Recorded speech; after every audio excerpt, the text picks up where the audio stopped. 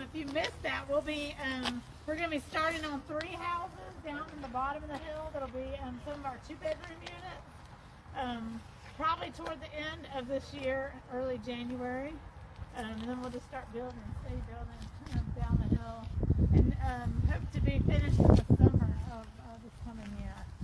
It's really exciting. So real quick, I got a question about next steps. Like, what can you do? So tell all your peeps. This is a flyer about Kids and Youth Build. So one of the things that will be happening is we're going to be having, we'll be having some special things, particularly for folks, youth, involving, there's some really cool people at the Scene Studio at UNC Asheville. So we'll be partnering with them to do some different classes if you're really into wanting to learn this stuff. I know many women contractors, so for me, I never got the opportunity to learn a lot of these skills that I've gotten to learn as an adult, like around power tools and things like that. If you've never gotten to play with power tools, that's super fun. So we'll be doing some classes and hands-on building here. That's one of the opportunities that can happen. Anybody an artist? No artist? I see some shaking heads. So maybe art pieces are here. Or whatever. The other thing that we would love to have you do is think about some ways that you can help raise funds. Like I say, all those funds are going into, we have one house that'll be raised for the and when we grade this up, people are like, okay, really do that? But for the longest time, our youth field had more funds than any other youth facility. I always say active family. So one of the things you might want to do is as individuals or like small groups or as a whole group, think about a way that you can get involved to raise funds for the business. So you can feel creative if you want to do people send birthday parties. Somebody just did gingerbread. I mean, gingerbread houses. We got contribute. People bought gingerbread houses. We had like a $300 lemonade stand. I'm like, I never made that much of my lemonade stand. It's pretty awesome. So we even had a whole school that gave us classes to raise funds for here. There's a lot of different possibilities. You might want to get involved in a multi-faith auction that we're doing. You want to do a little quick commercial. Margaret's been sharing this effort that's coming up in the spring, so you might want to do something for that. Yeah, we're always looking for entertainment, as you all know my pitch for the UU auction, so that might be a good thing that we could contribute to that too. We'll stay in touch. Yeah, awesome. So that's coming up April the 30th. And we're doing a live auction to raise funds for the village. So, yeah, spread the word. Think about who you know. You may know people that have special skills that they might want to contribute to the BeLoved Village project. I should add an S on the end, villages, because our goal is that, I say this is the recipe to build villages. That's what we're trying to build here. It's like the recipe so that we can do this a bunch, because we know that this is so needed in the community. So if you want to grab one of these, maybe you want to take this back to your school, or maybe you're a part of some clubs at school and might want to get engaged. Help us spread the word. So that's what this flyer is. We want you to take some things with you. These are masks. BeLoved masks. That's the one I've been wearing. So take that if you want. And we have some buttons. The other thing is we're really into history. So these are our local Black History cards that we've made. Some of you have probably heard about people like Martin Luther King and Rosa Parks, who we think are like really epically awesome.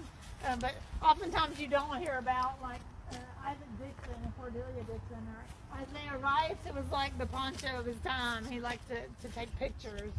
He had a tiny little spy camera and he would take pictures of just normal life, normal everyday life. And so how we know a lot about life in the Black community in Asheville some decades ago was because Isaiah Rice had an eye and wanted to share his love of photography with his community.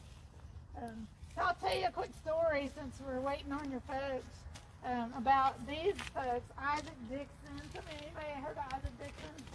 because of the school, right? So this is Isaac. This is his wife Cordelia. I say they're like the power couple of their day. And then they also had a daughter who's in here, Mary Jane. She was a school teacher. So the Dixons, I always like to tell their story.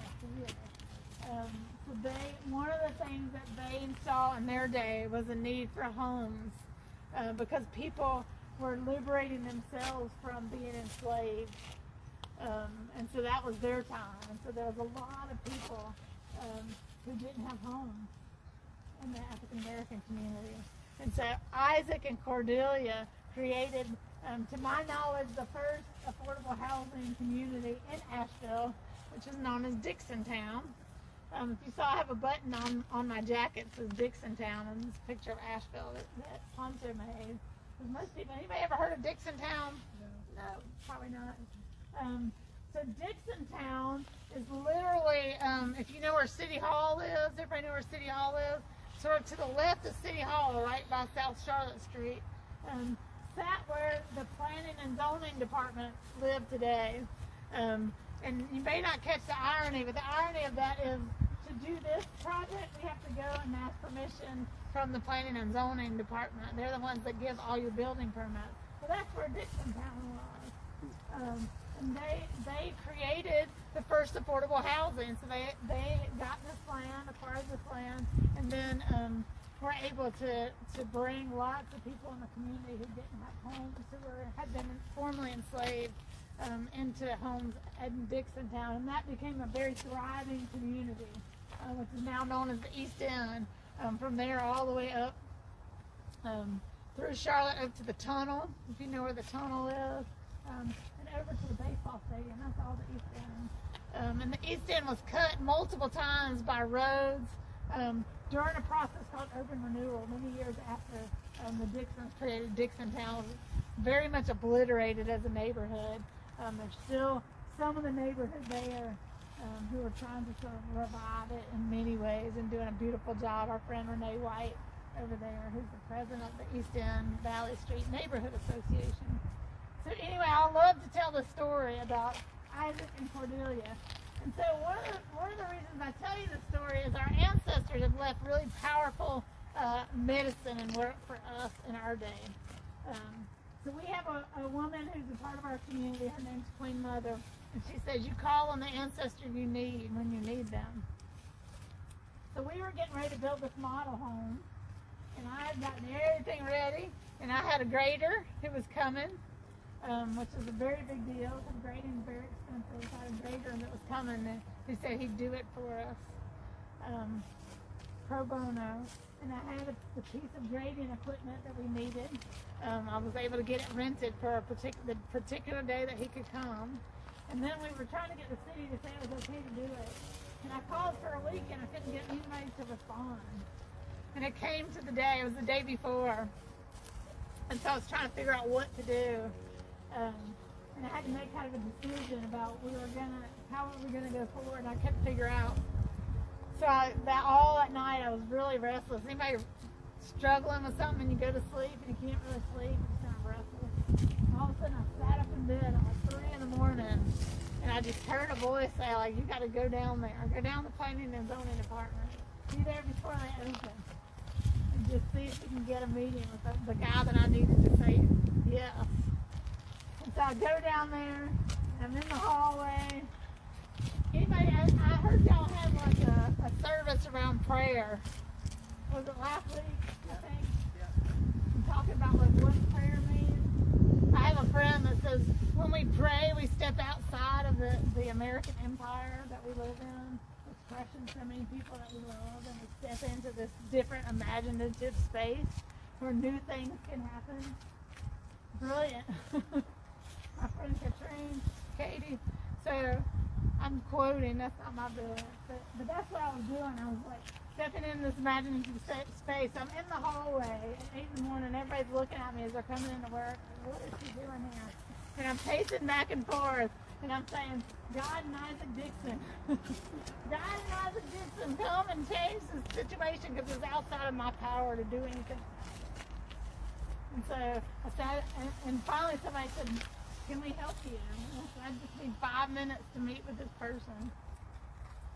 And I said, and they're like, well, he's not in yet. So I said, I'll wait. And I'm waiting and waiting for a couple hours. And they finally were like, we don't know where he is. It's not on his calendar. He must be at a meeting. And they were like, what do you need? I told them, we need permission to grade, you know. And so they went in the back and they came back out and they said, well, how much are you grading? And I said, well, the houses are 440 square feet on the bottom. So they went back in and 10 minutes went by and they came back out and they said, well, if you're only disturbing less than 500 square feet, you don't have to have a permit. And so I went cheering, I was like, woohoo! And I went running, literally I did this, went running out. I'm probably the first person I went cheering out of the planning and zoning department. But all that to say is, you know, when you call on the people that made that ground sacred, the people that saw a need in their community and stood up and did something about it, and when you call those people to come be with you, there's real power in that. And so I invite you to take one of these and get to know some of the people that put some beautiful mess in our community, develop much of Asheville as we know it, for the next generation, like this one. You're cold. You're out here in the sunshine with us.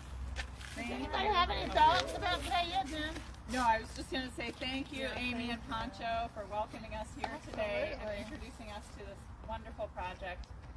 Thank y'all for being happy here. to come and be here with you. So thank you. Anyway, any Do you have thoughts or reflections or questions? Pancho, you have anything else you want to say before we close? No, I think that... Oh, tell them what the name of the road. We got to name the road here. So this parking lot is becoming a road officially. Yeah, so I guess Amy was talking about all this history, and it's a reason for we don't know this kind of history. Like, we cover this history with other history for us to think then the other history is the only history that have been.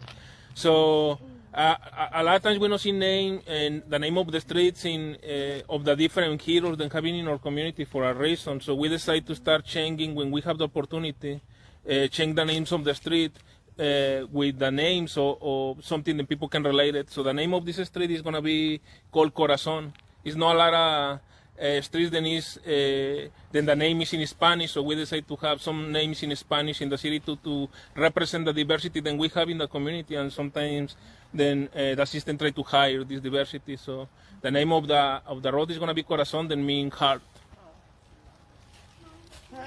Corazon Place, so it's the place of the heart. Mm-hmm. Which we think is aptly named, because this is the community that heart's built, for sure. Anybody else have any thoughts, questions? It's such awesome work. I can't wait to come back and we'll play with power tools.